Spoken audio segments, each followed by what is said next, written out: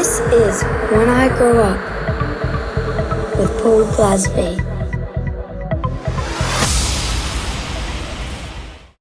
Bobby T. How are you, mate? I'm doing pretty well, mate. I'm doing pretty well. How's things with you?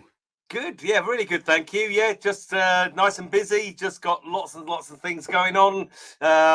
Making music and DJing everywhere, and yeah, just having fun, really, mate. Well, I think that's like when I think of Bobby T, like being busy and having fun. They're the two things because obviously I got into DJing. Like I sort of became a name in 2000, but Yeah. you were, I knew who Rob Tissera was before I was before I was anybody. Thank you. And thank you. And I've been out of it now really for, I guess, best part of 10 years, and you're still Bobby T. Still doing my stuff, mate. Yeah, still doing my stuff. I can't complain about too much, really. Just just working every day at it. Just trying to just be good at what I do, really. Just not trying to reinvent the wheel too much. Just just keep practicing, keep making music, keep working with people, that kind of stuff. Yeah. Well, I mean, I think that whole reinventing the wheel, I don't know if you remember, and I don't even know when it was probably 2005, 2006, I would imagine, where, everybody started trying to create new sort of subgenres of dance music. And it's like, people got into Paul Glazby because they liked what I was playing last year. And people got into Rob Tissera because they liked what you were playing last year, the year before. If you start trying to steer people into something, I mean, you can try other things, but like just trying to create these other subgenres, like that's not what people got into it for. That's not what they're, and you know what? I think a few people, I think we've all done it, haven't we? I've definitely done that myself as well. Gone off and done, different projects under different names. And that definitely had its ups and its downs. Where you get a lot of people like you for that one track that you've done, but they don't know what your history is, and sometimes that actually had more of a negative effect on me than it did a positive in some respects, because then some people would find out that it was that it was me that done it, and then they'd be like, why didn't you say that before? Why didn't you you could have just put that out under your own name, and it would have probably had more success than it did, even though some of those tracks, I did a couple of things under Bobby T, funnily enough, sort of house things that Tiesto started playing, and then they went on to a couple of space compilations, from Ibiza and what have you, and then they ended up playing all over the world as a result of this one track, this remix of We Come One by Faithless. Faithless, Faithless, I think even she was playing it. Even Sister Bliss was playing this particular remix. Yeah. It's quite funny because I met her in lockdown. I didn't meet her. I was DJing with her just straight after lockdown, and I was playing at this Cream event, and I was talking to somebody, and I thought, oh, what's that? And I thought, oh shit, it's We Come One. Funnily enough, for Faithless playing, and she was playing my remix. So I went up to go and speak to her, and she gave me the biggest death stare I've ever seen in my entire life.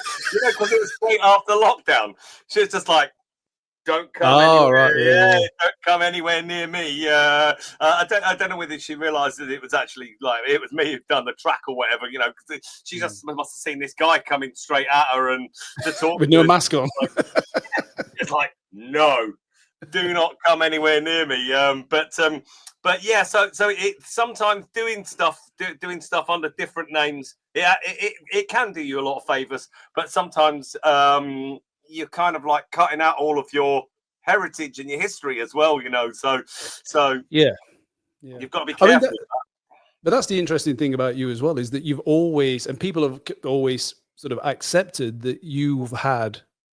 You do these different things. There's the trance, there's the hard dance, there's the house stuff, and no one really like everybody just seemed to accept that that's what you did. Whereas like for me, if I had gone and started trying to play house music, everyone would have been like, what the fucking hell is this guy doing? You know?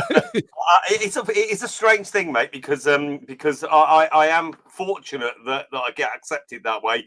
And I don't even know how that happens, really. I think the thing is that when I go and do those kind of events, the one thing that I never do is try to bring any other genre to the party, you know. So if I'm booked to play a house set, I sometimes when I play at some of those events, there's people who are playing way more trancey or way more hard than I would play at one of those events, because I wouldn't bring those flavors in, you know. Whereas other people are like, oh, let's do something outrageous, let's play a hard house record in a house set. Whereas hostile, boom. But I don't do that. I tend to just say, right, I'm going to play good quality house and just go down that line. But some people definitely, definitely do bring some other flavors in. But I am very fortunate, and I'm very grateful that nobody seems to question me about it. And I think if you can do stuff, with reasonable quality, I don't think many people can really sort of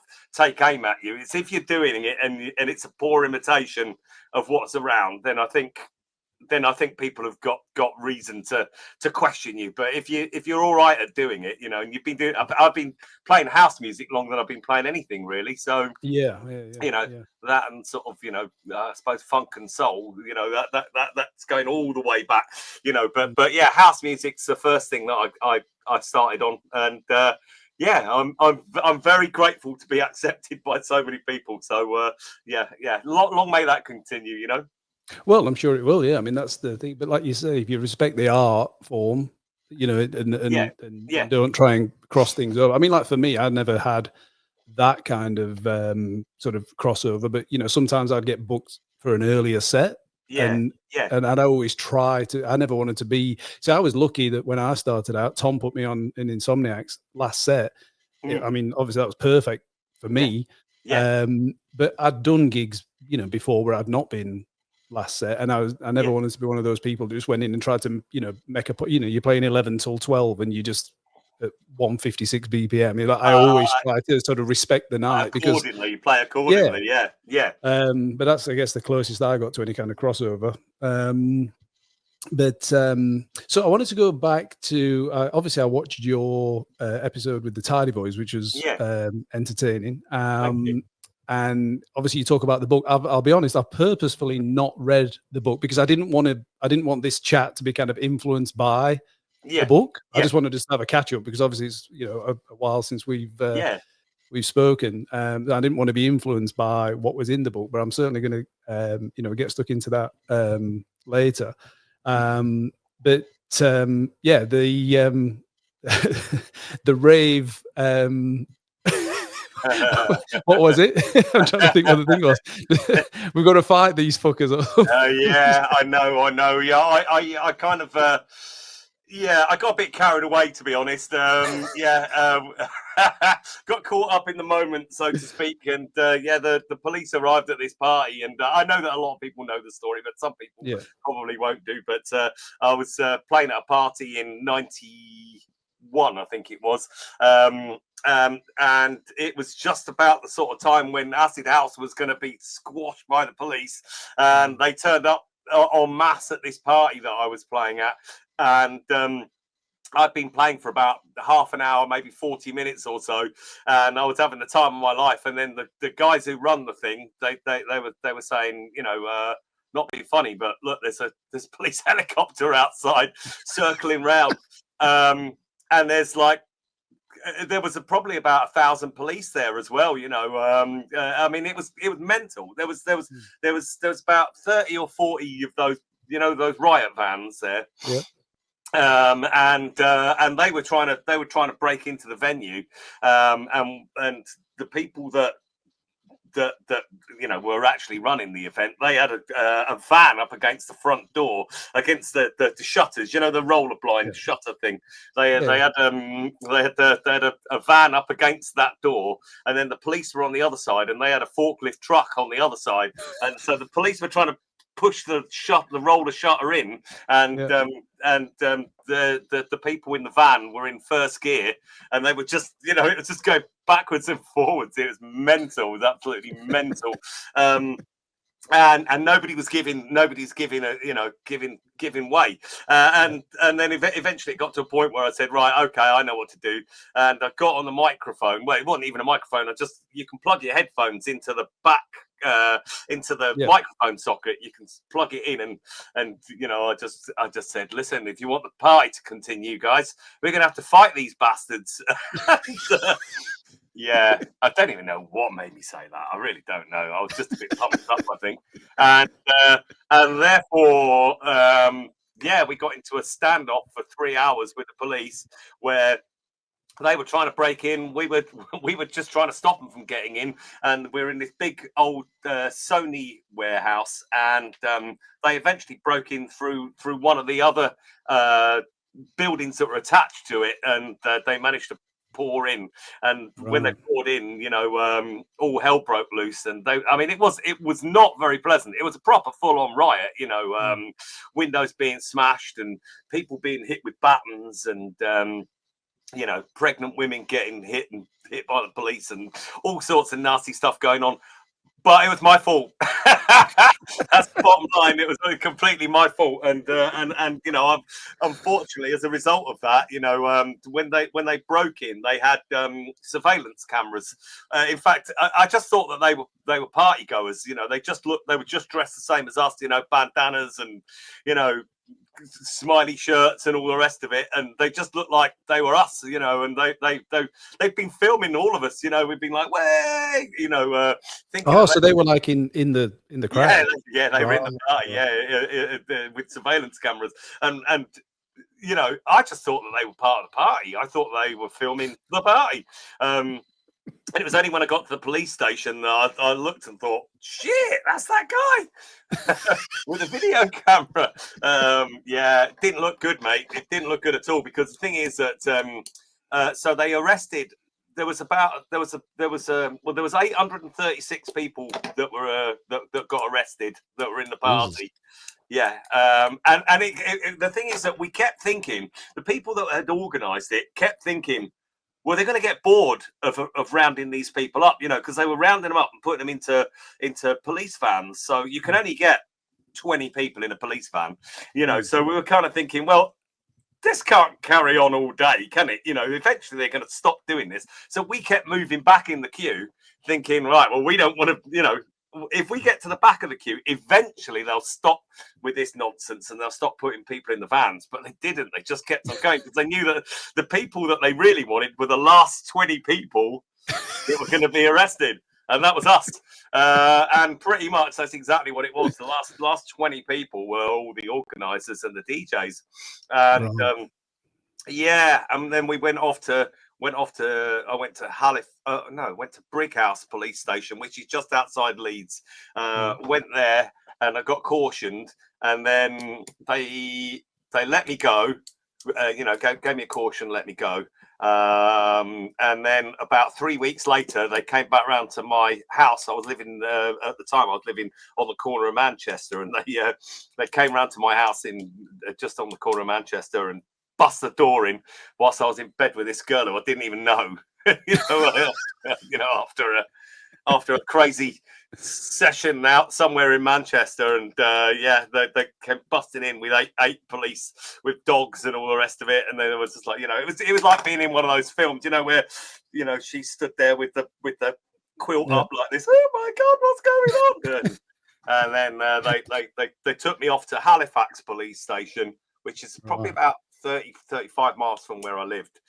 Drove me over there, sat me down and said, right, we got a video nasty to show you. Showed me the video of me going, right, guys. It'd be amazing if you had that video now. Oh my, can you imagine that? Jesus Christ. And I literally had to just go, clamped. I'm clamped. I'm done. I actually had to say, It's me. There was no way around it. It's me. It was me. I was there. I was there. They had my clothes as well. You know, they got my clothes. They'd gone through my wash baskets and all the rest of it, and found what I was wearing. I was absolutely banged to rights. So then it took about another 6 or 9 months to come to court. And then when it came to court, I don't know whether you remember back in those days, but there was a bill called the Graham Bright Bill, which was it's the criminal justice bill, I think it's called now. It ended up being the thing that actually squashed acid house, basically, and it was invented by this guy called Graham Bright, and he this MP called Graham Bright, and he came to court. He came to my court case, sat with the prosecutors, and just, you know, you could see him going, right, he's got to go down. He's got to go down. And therefore, I was the only one who actually got fully done for it. You know, everybody else seemed to get away with. I don't even know how they managed to get away with it, but I got done for dishonest abstraction of electricity and incitement to riot. Yeah, so it was one charge down from incitement to riot. It was like Section 2 public order. It's caused me no end of trouble, as you can imagine. I mean, you live on the Gold Coast, don't you? I do, yeah. So getting in and out of Australia and New Zealand has been an absolute nightmare for me over the years. Well, I was going to ask you about that, yeah. It's caused me no end of trouble. Same goes with America and places like that. To be fair, now it's all kind of done and dusted. You know, I mean, it's over 30 years ago, so it's no longer the kind of like a live criminal case. So yeah, it's spent. I think that's what they call it. They call it spent. So yeah. So I've paid my dues for that, but I did 3 months inside in Armley jail, and that is no bed of roses, mate. It's like, well, I'll tell you what, this is becoming a theme, because last week's guest, Mick, he was in Armley. He was a copper. Oh, was he? He was a copper that got. But unlike you, he didn't do what he was accused of. Oh, okay, right, okay. But he ended up in Armley. I think he was only there a few days, and they had to move him because everyone was trying to kill him. Oh, God. Yeah. And then he got sent down south and sort of pretended to be somebody else for, you know, he was in for a few weeks, but I think being a copper in prison, a few weeks is probably like a few years. Oh, I should imagine so, yeah. Yeah. But, so 2 consecutive weeks. That needs to be the new theme for when I grow up. People that have been in Armley. No. I'm not joking, mate. It weren't pleasant at all. It weren't pleasant. You know, it was just like being in an episode of Porridge. Porridge, just like Porridge. 100% just like Porridge. You know, down to exactly how it looked. You know, the bunk beds. There was 2 of you in a room, and it weren't pleasant. It weren't pleasant at all. I mean, I don't, you know, I don't really want to ever have to do that again, because the thing is, it's not really like that anymore. I don't think it's anywhere near like that.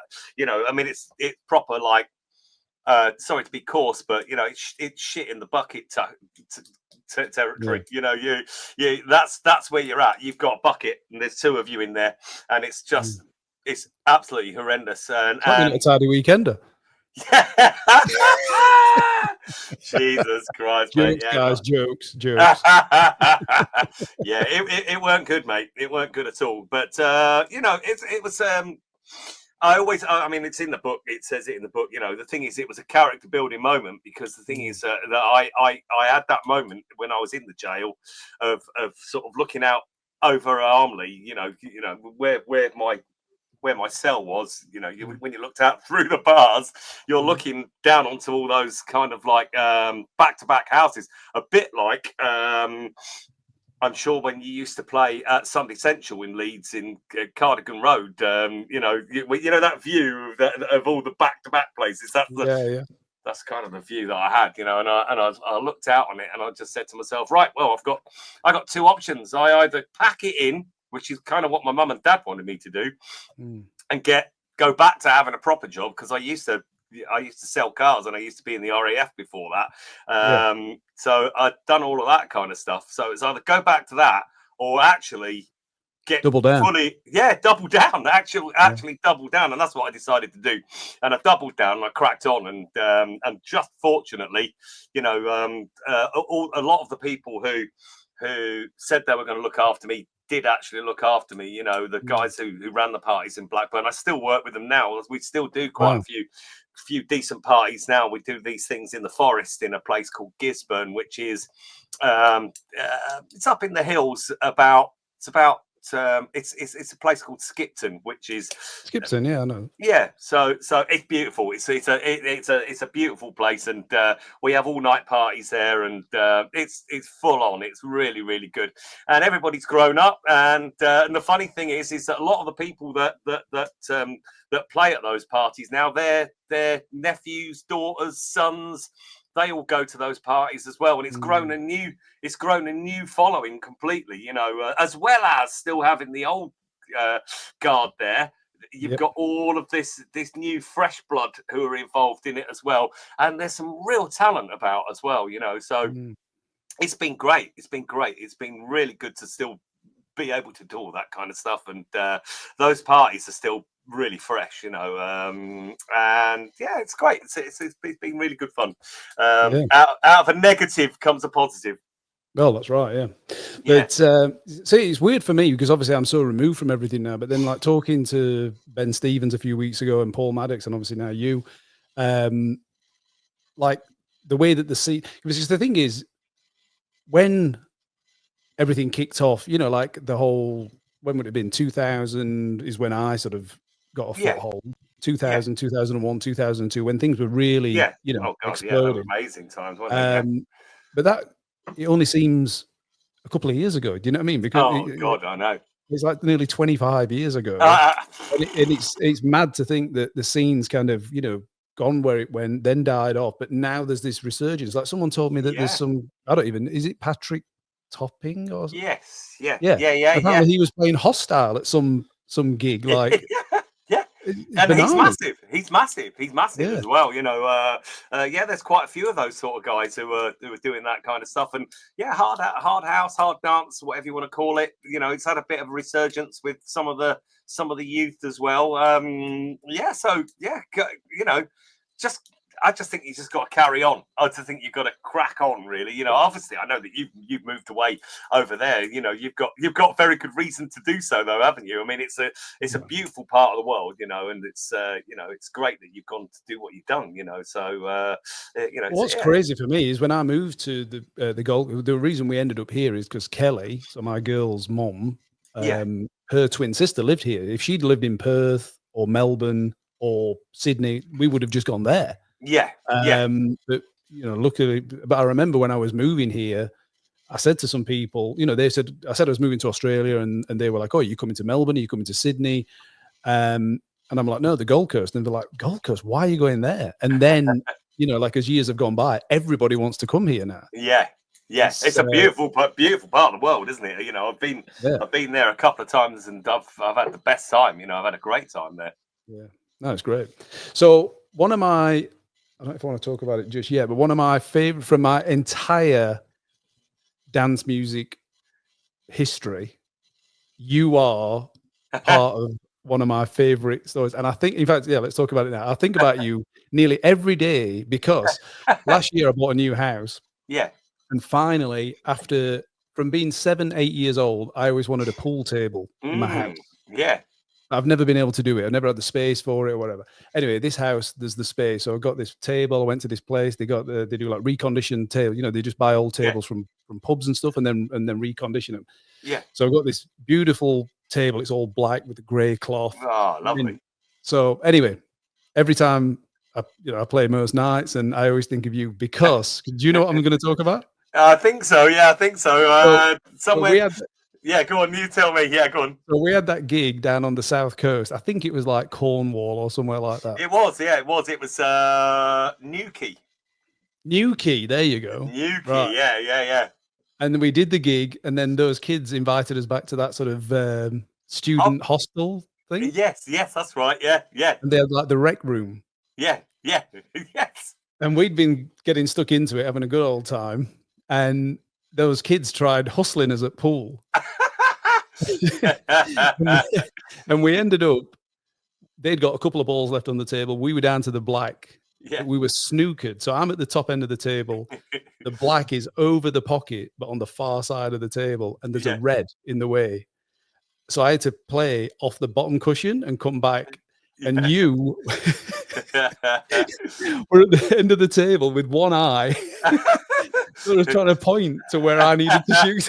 And I played the shot, potted the black, and it was literally like we'd won the FA Cup. Like I'm picking you up, and we're just jumping around.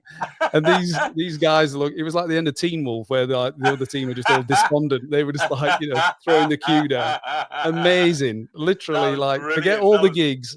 That for me that was like a great moment. They were properly trying to hustle us, weren't they? They just thought, these guys, they were a bit younger than us, and I just think that they just thought, oh yeah, we'll sweep them aside. But yeah, we did them, didn't we? Well, they probably thought these fuckers can't see what they're doing. So. Well, there was that. So I think what we haven't said is that we've been drinking since like the night before. So it was probably. It must have been like 11 or 12 the next day, I would have thought.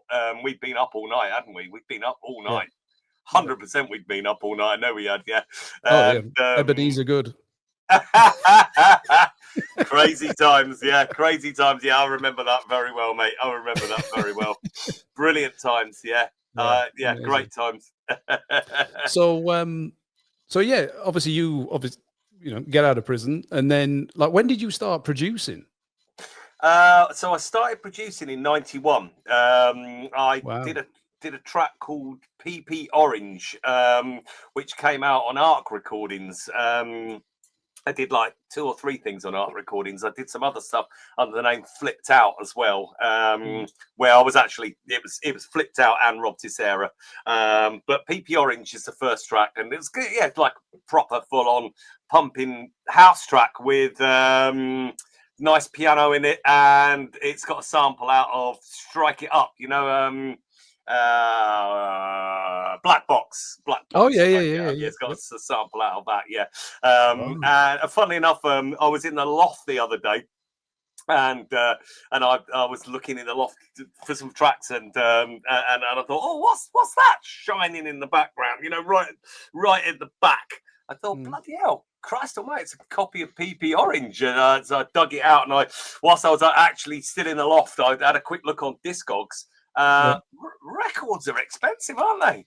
It's going for like 90 quid a copy. Wow. I was going to say, you should whack it on eBay. That's crazy. 90 quid a copy. I was like, what on earth? That's mental. Yeah. Mental. So that was the first track that I did. And then, then I did some stuff under the name Flipped Out, Rob Tissera and Flipped Out, and they did quite well as well. And then after that, I mean, I always produce using engineers and using other people. Yeah. And then in 95, 96, so in fact, sorry, before that, in 92, I started working with Dream Frequency, Ian Bland from Dream Frequency. And that guy is an amazing producer, and he's ended up being one of my best friends. We speak every single day, and he's a proper lunatic joker. One of them people. The amount of funny things he's done over the years. In fact, a funny story. This is in the book as well. Quite a few years later, 99, we produced Quake, The Day Will Come, which I'm sure you know anyway. Yeah, so we did Quake, The Day Will Come, and I was in a bar in Leeds called a Porto, which is it's quite a nice flashy bar in Leeds, and I was getting some lunch there, and got a phone call. And he, if you remember, all those years ago, some people had private numbers, didn't they? It came up, it said private number. If it wasn't listed, and his number used to come up as a private number, and I got this call, and it said private number on it, and he's a big practical joker, and answered the call, and this guy goes, hi Rob, it's Pete Tong here. I want to sign The Day Will Come. I'm like, listen, Blandy, you fucking arsehole. Why are you proper, like, giving the biggest swear fest session ever? You what? As if I'm going to fall for that. Fuck off, you dickhead. Get out of town. And then there was like an unerring silence for quite some time. And then he said, "Rob, it's Pete Tong. I want to sign the I want to sign the table. Come. How much is it going to cost me to sign it?" I was like, "What? Are you being serious?" He's like, "Yeah, it really is me. I don't have my radio voice on at the moment." He said, just want to know a cost for the track." We ended up signing it to FFRR, and as a result of signing it to FFRR, that's how we ended up getting 3 tracks in the Human Traffic film, like the year after, was through our association with Pete Tong. Jesus. But but it could have gone badly wrong. He could have easily taken the hump, but I think it must happen to him all the time.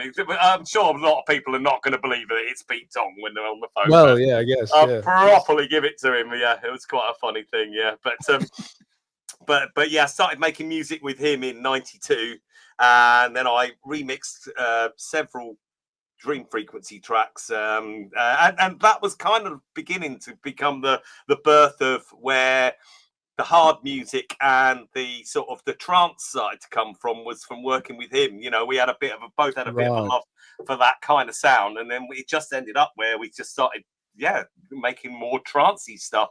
And I think the reason for doing that as well was because the hard house thing had been amazing for a few years, like 90s. I guess 97, 98, 99 had all been really great years. But then trance came about, and I did quite like the trance. I'm not going to lie, I still do. I love it. I love that kind of sound, and sort of that has been very fruitful for us. Is doing the trance stuff with Blandy, basically, it's and then out of the back of that, I've taught myself to produce as well, so I don't necessarily have to use an engineer, or in fact I don't need to use an engineer at all anymore. But sometimes I do like to work with other people, and do like to work with engineers, because they come at it from a different angle, and you're not caught up in the science so much, and you're more involved in the creative process. But that's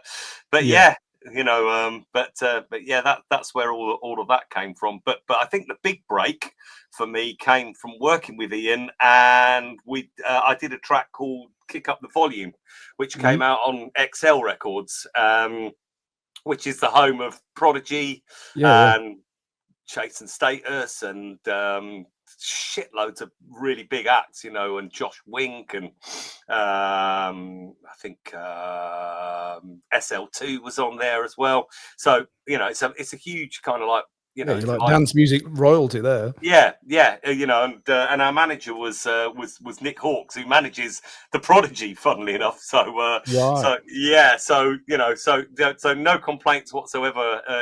That's kind of how that happened. Oh, what's your dog's name? Oh, it's actually Matt's dog, because we're Maisie, is it? Oh, Molly.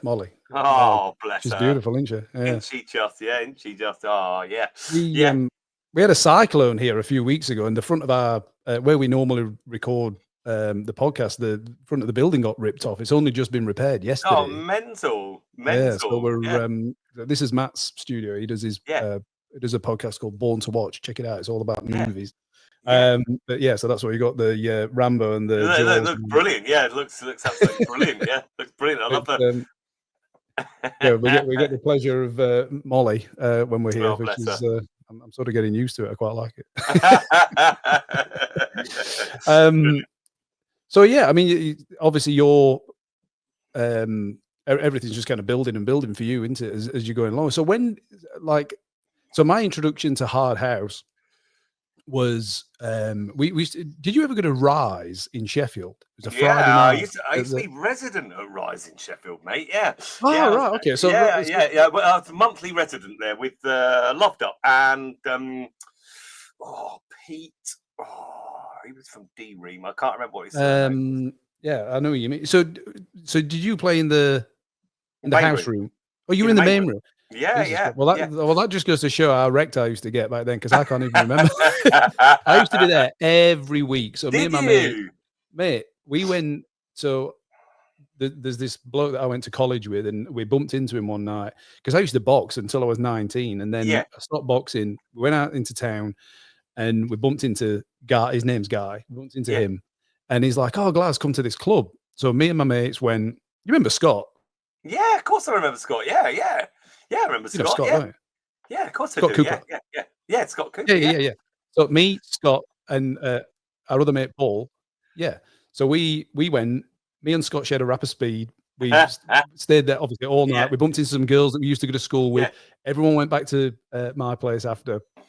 And I'm just like, right, every week I'm going, and every Friday. And for about 4 or 5 weeks, we went, all three of us.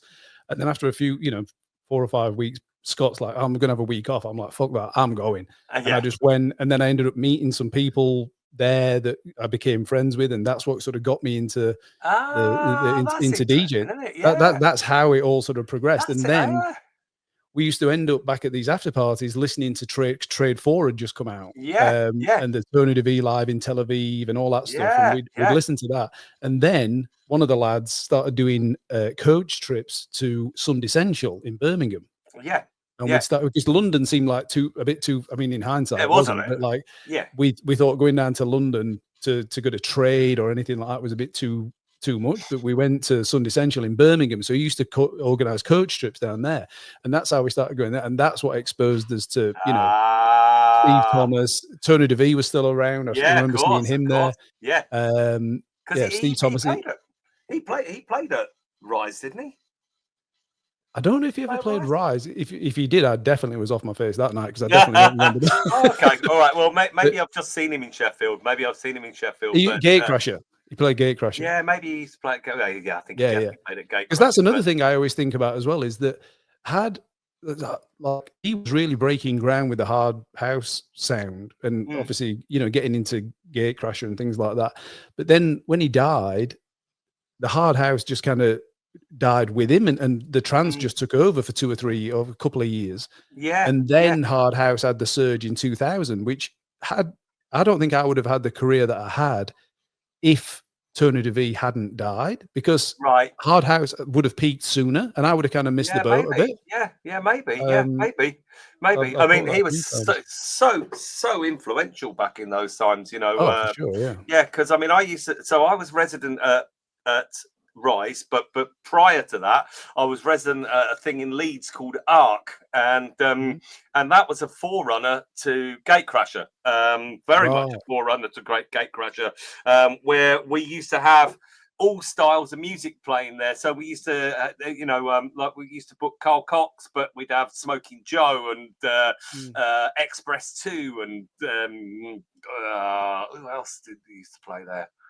Crikey, Felix, and like all the people of their day would play at Arc, and I used to do the last set. So my set would be very much based around whatever had gone on before, which meant normally going a bit harder, which is kind of like where that kind of slightly harder sound came from, But yeah, Tony De Vit had a huge influence in sort of where I went as well, in terms of style wise, because I heard him play in 94, I think it was. 94 was the first time that I heard him play at Trade. I was taken there by Ziad and Tarek from Tripoli.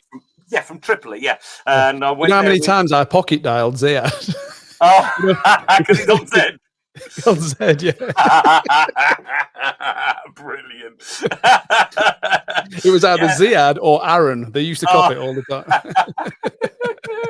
Dear me. I remember going there with Steve Hill and Ziad and Tarek, and we went to Trade, and they'd been saying to me, right, so I used to play at a place called the Leisure Lounge in London, and it was on till 10 in the morning, right? So it's on till 10 in the morning. So I used to play sometimes, maybe do the 6 till 8 slot, and then they'd come and scoop me up and take me from there. It was literally just round the corner. So that place was in Holborn. And then trade is in Curtin Road, so it's not very far at all. It's like 2 miles or so, and they take me round to the turnmills. And I remember getting there the first time that I heard Tony play, and they've been telling me about this amazing DJ, and you know. And I'm not a cynical person at all, you know. I'm like, oh, I'm all in. Yeah, great, that sounds amazing, you know. And we got there, and there was, you know, the place was full, and I just remember I was actually, funny enough, I was playing pool. You know, they had pool tables in there. They had 2 pool tables in there, and I remember hearing this like big sweeping kind of like intro thing, you know, like a you know, like a riser sort of effect. Yeah. And I thought, Jesus, that's a big old noise coming on there. What's that? You know, and then it built into this track. And I remember thinking, fucking wow, what an intro that is. And I said, who's that? And they said, that's Tony De Vit. And that's the first time I heard him was from that one particular intro that was by the Mad Stuntman. I think the track's called Raise Your Hands, I think it's called. And it's got this bit in the middle. And it's just like a kind of almost like what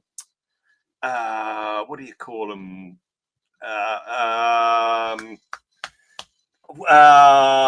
Untidy dub. Sorry. Yeah, it was a bit like an untidy dub type of thing, and then it broke into this mental intro in the middle, and then built from there.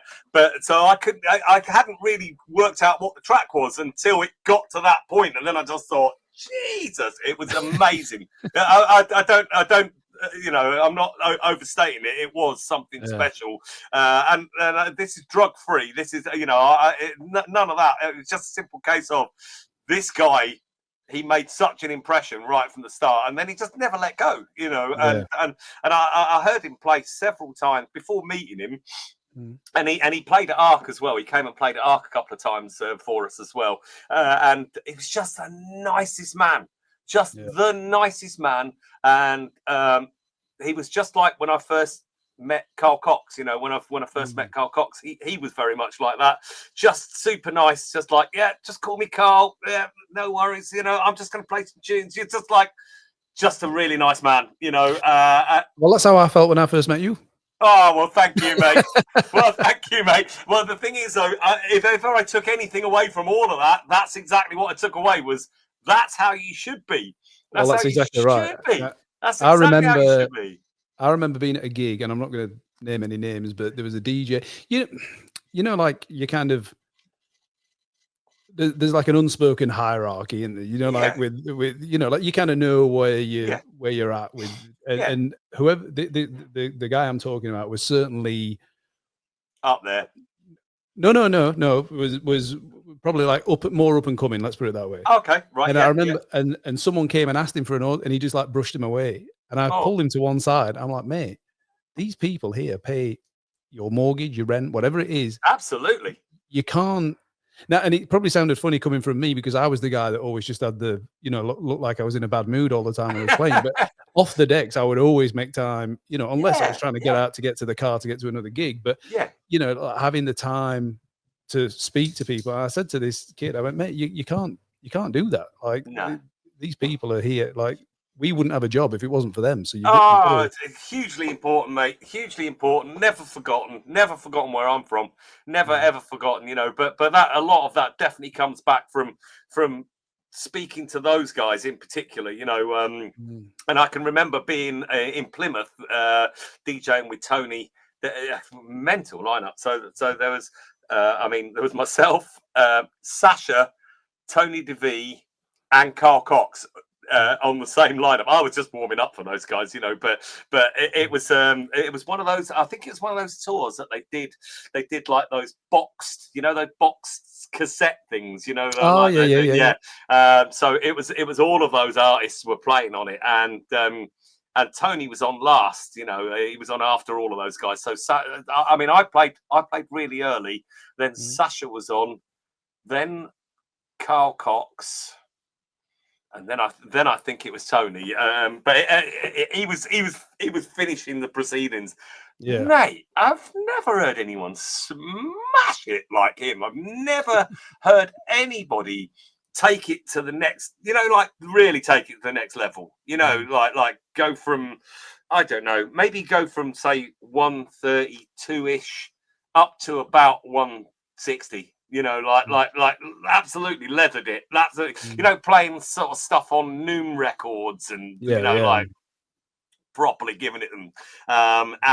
But what I do remember is before he went on, I was stood talking to him, sort of not backstage. We were stood sort of just off to the right of the stage, so people could come and sort of queue up to speak to him, if you like. And I had my back to the audience, and I was talking to him, and I was having this conversation with him, about all sorts, because he's a really, really nice man. And I just remember, like, every 1 minute there'd be somebody else who wanted to talk to him, and it would be like, just excuse me for a second. And he'd go and he'd speak to them, then he'd speak to the next person. And you just think, that's just how it should be. This is how it should be. This is how it should always be. I got to know him pretty well, because I used to be on Kiss FM, and he used to do some stuff on Kiss FM as well. And I saw him just before he passed away. I saw him about 10 days before he passed away, and he was really ill. He was, we were in Ibiza, and I remember thinking, he's not well. This guy's not well at all, and he was struggling to be able to get up and go out and do anything, apart from play his set. And I just remember thinking, wow. I mean, he literally worked till he died, basically. Yeah. He worked till he dropped, he's been a big influence in my life, definitely. In a lot of people's lives, I think. Yeah. I don't try to sound like him or anything else like that, but in terms of when you step up to do your set, that's the level it's got to be at. When I do those closing sets, I mean, obviously you do closing sets at the Tiny Weekender as well.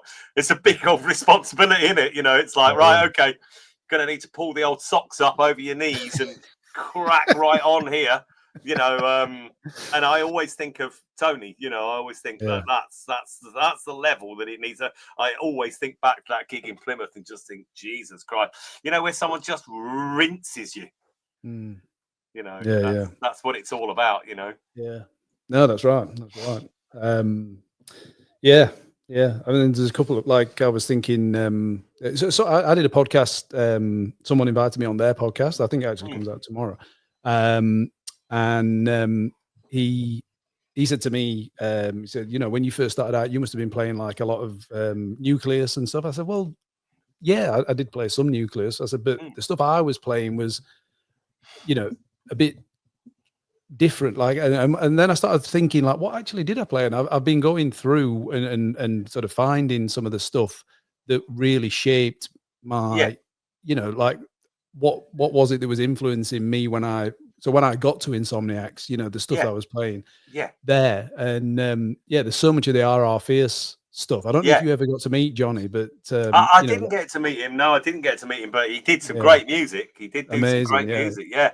I mean, there was some great stuff back then, wasn't there? This is the thing, is it wasn't just Nucleus. There was so many other labels, and Alpha Magic had a huge part in sort of, the shaping of that scene as well, didn't they? Yeah, well, that's it. Like, so some of the stuff like Canon Records, you remember Canon Records, all like the acid techno and stuff? Like, there's a lot of that stuff that I would have, mixed that in with, Paul King's stuff and things like that. But it's been sort of funny reflecting, nearly 30 years on, like the stuff that was around then.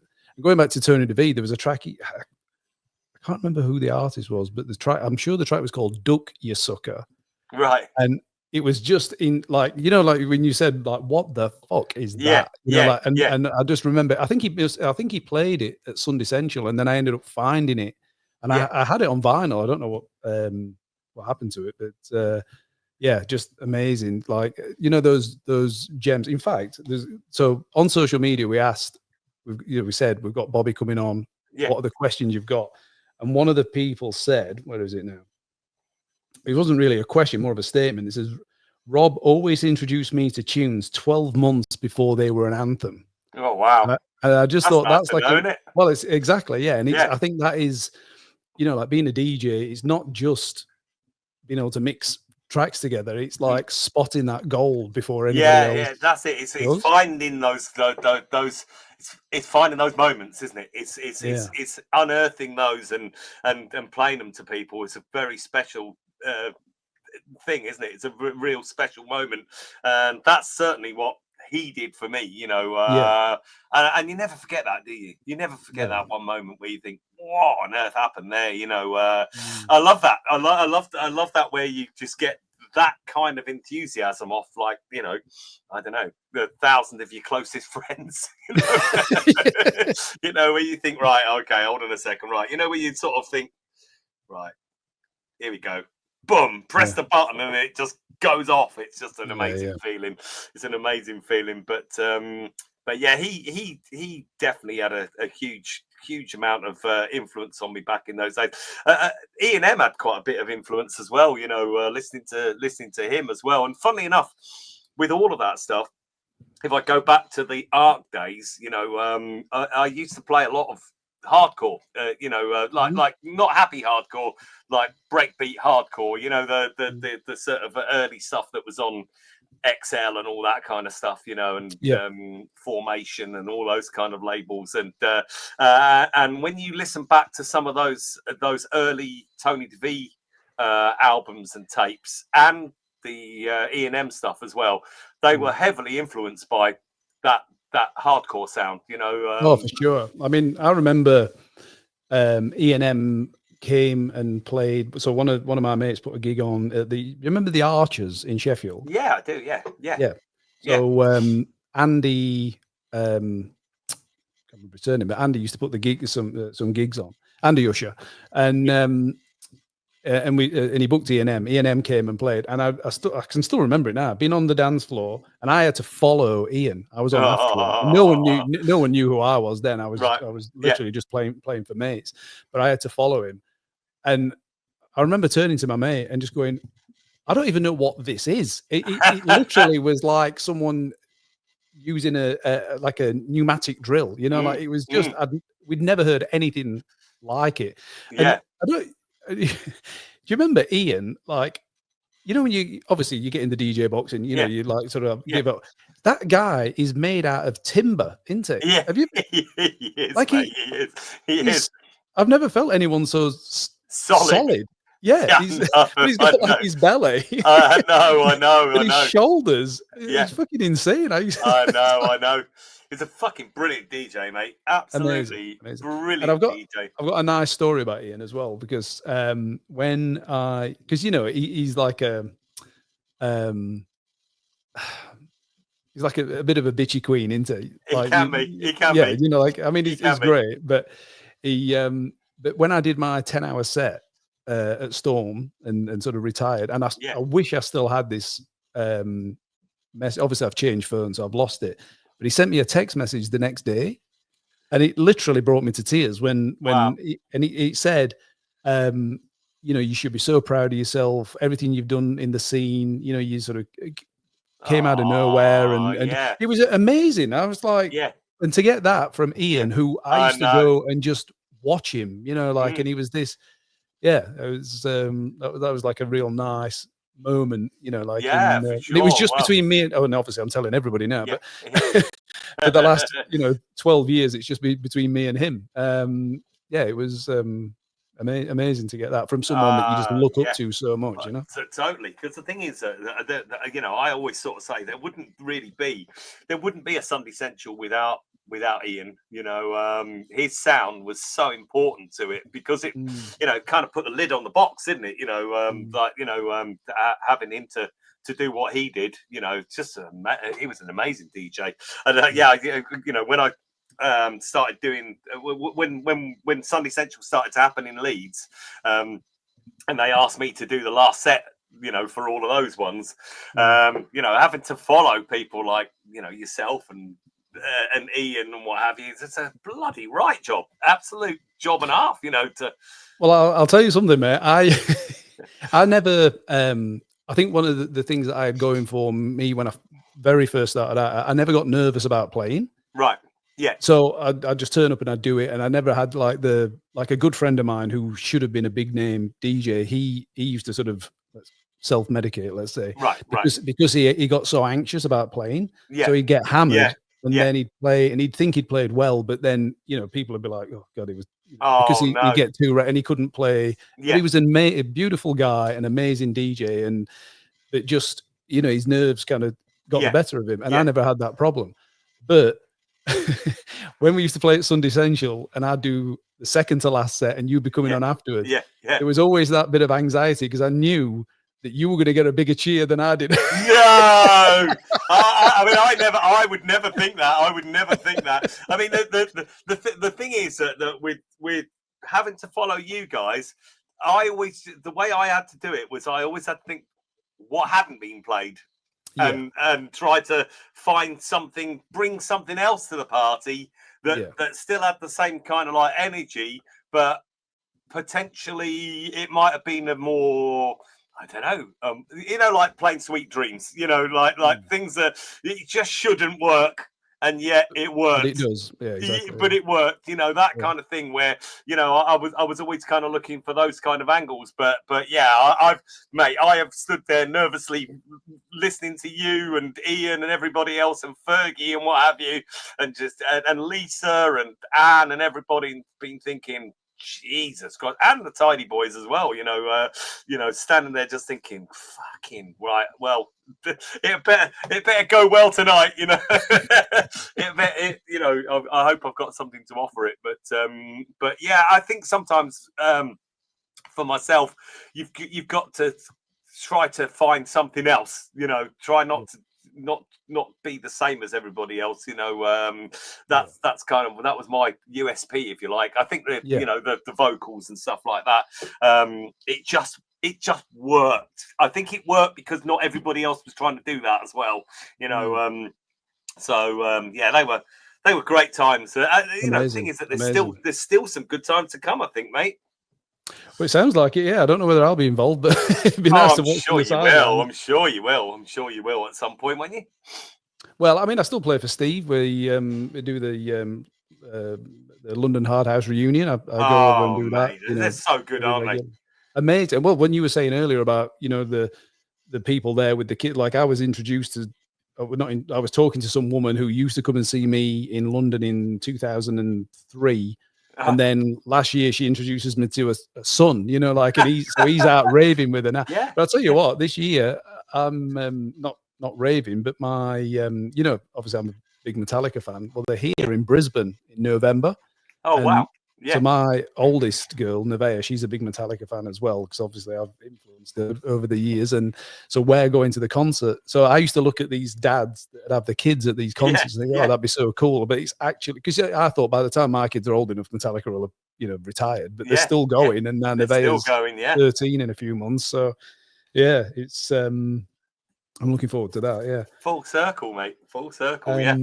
So I've got a couple of questions here just that people have sent in that I wanted to. Well, you've kind of answered this first one. Someone said, "Why are you so nice?" But you've just answered it with the Tony De Vit sort of. That's story. why, mate. That's exactly why. And the thing is that it's not.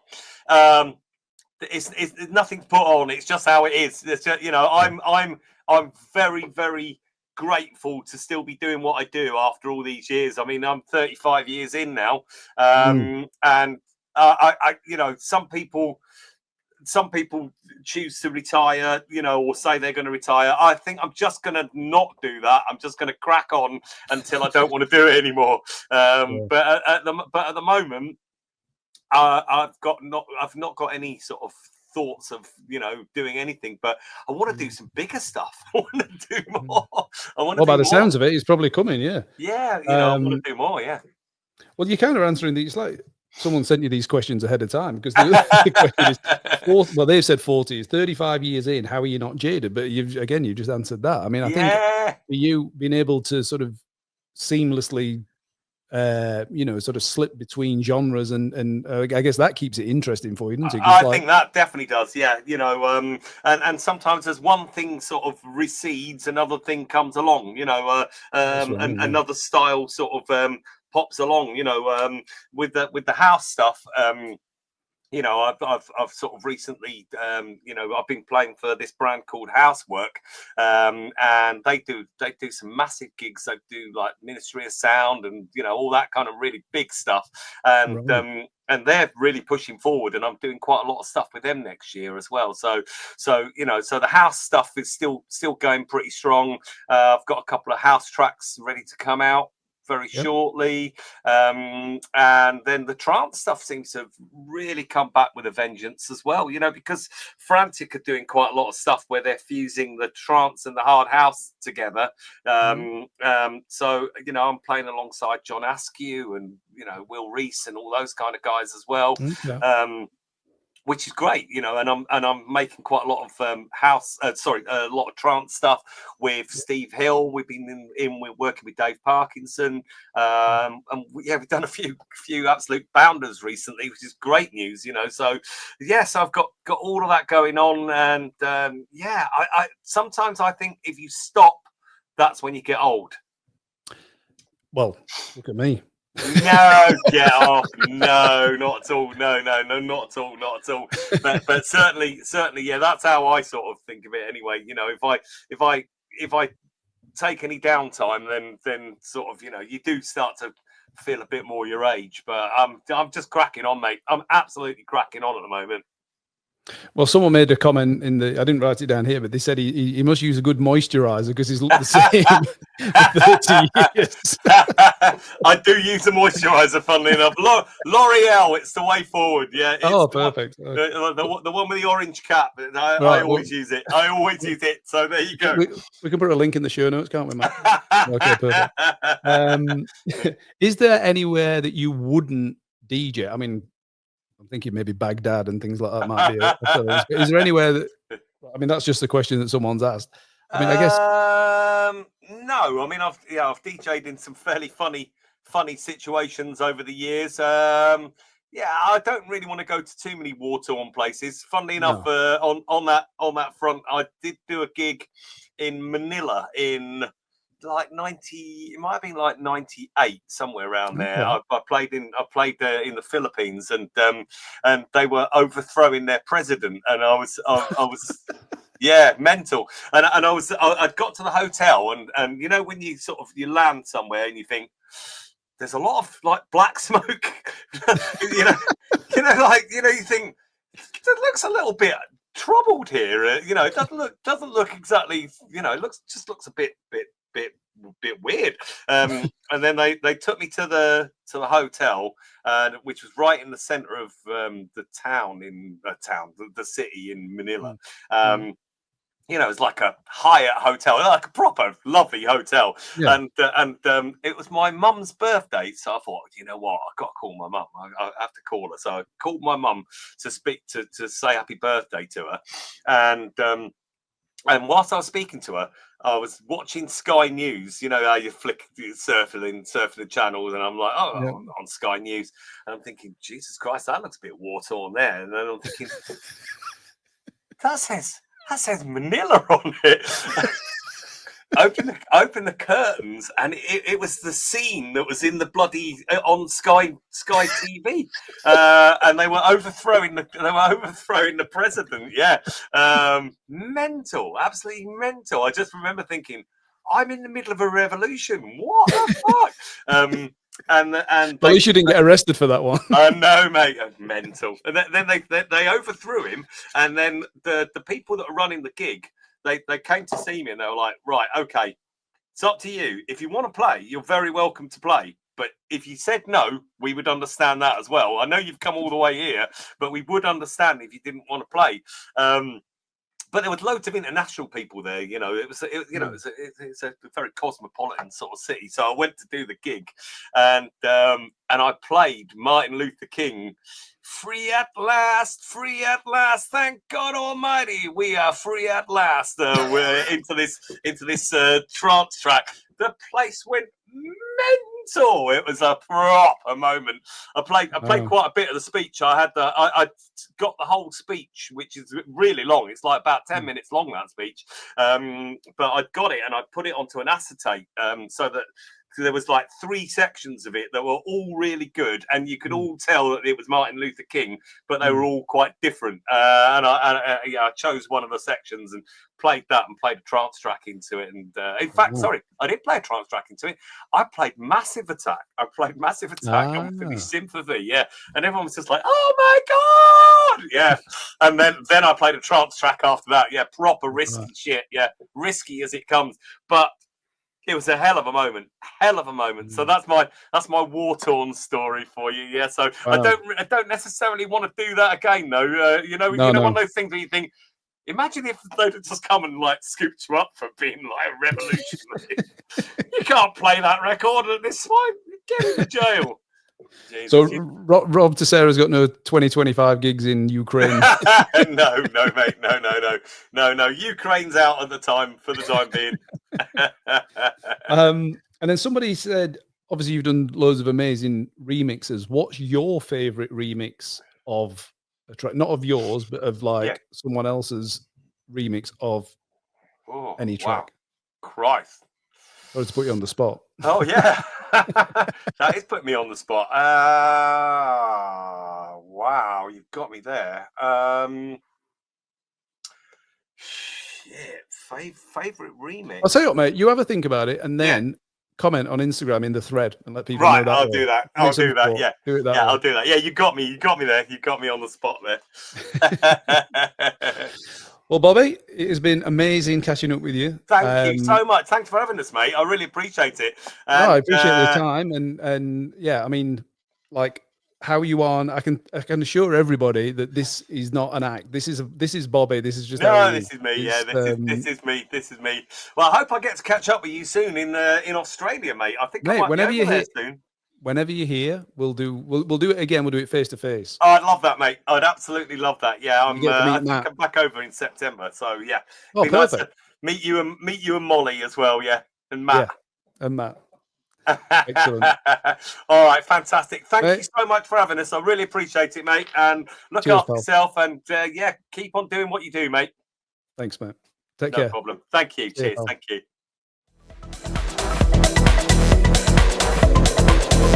This is When I Grow Up with Glazby.